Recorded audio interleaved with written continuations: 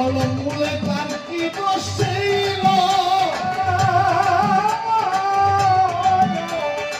কোন কর্ম ফলে বলে কান্ধানি করতে হারাবো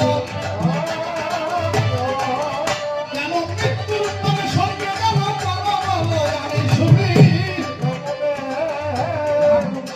100 বর্ষ বয়সে কোনো পাবে আগের জন্মের অভিশাপ পাবে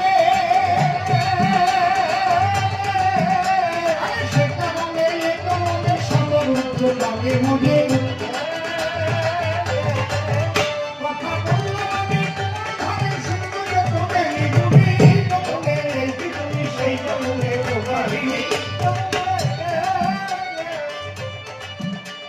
আমি বুঝিতে